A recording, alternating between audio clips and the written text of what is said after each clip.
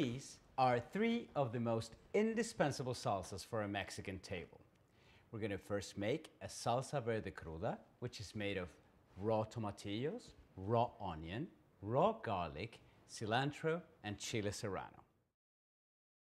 Around 1 pound of cut up tomatillos. It is important that the tomatillos are cut up.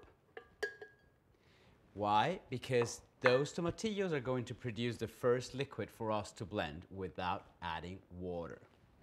Then you can add the garlic, 2 small cloves of garlic, 2 to 3 tablespoons of white onion, couple of chiles, snap the stem off, they can go in whole, a little bit of salt, and you can start the blending.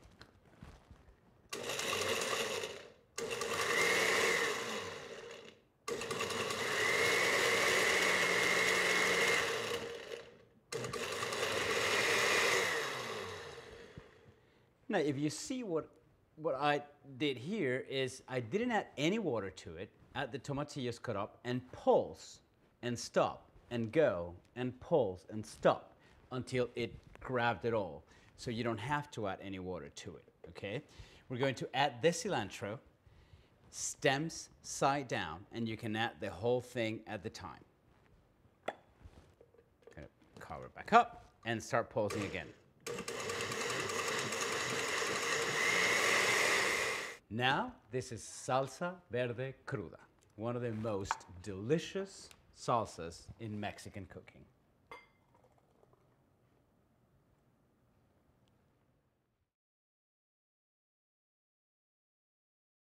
This salsa, made of roasted tomatillos and chiles de árbol with a little bit of garlic, it's more like a blueprint of any salsa that you want to make with roasted tomatillos. So for this salsa, we're going to take 5 chiles de árbol, nicely toasted, put them in the molcajete first, and you will start grinding. As the chiles have toasted, as you can see, they're easily crumbled by the stones, and they will be a lot faster than if they were wet. So that's why we want to put them in first when they're toasted.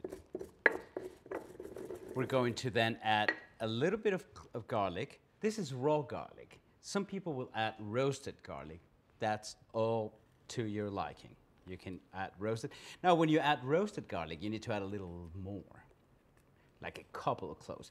Flavor of raw garlic's a lot stronger and less sweet, but it goes beautiful with chile de árbol and salt.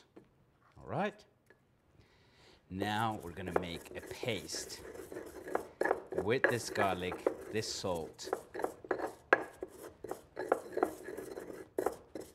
and the chiles de árbol. Look at that. Beautiful. If you could smell this, wow, it's a wonderful thing.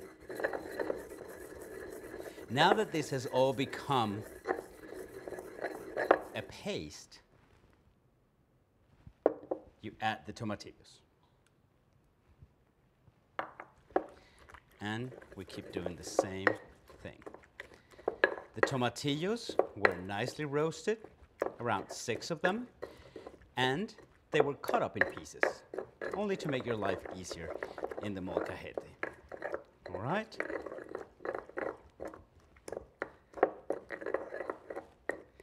Now,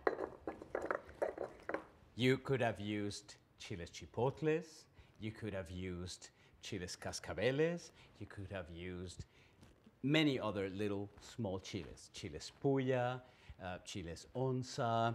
This could have been made with many other chiles, all right? So it's the basic. 3 toasted chiles, 6 toasted tomatillos, 1 little clove of garlic, all ground in the same way.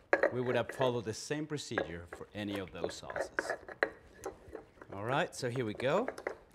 You can leave them a little bit chunkier, a little bit more ground. It all depends on your liking. And here we go. Give it one more stir.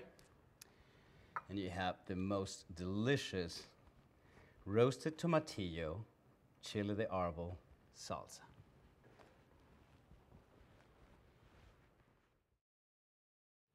Last, we have the most elementary salsa that you can ever find. Made with a little bit of garlic, a good amount of roasted serrano peppers. These are 3 roasted serrano peppers, all in the molcajete. Okay. A little bit of salt. Make a paste. This is found in most every Mexican household. Every chili and tomato. That's it. That's almost like the base of our culture.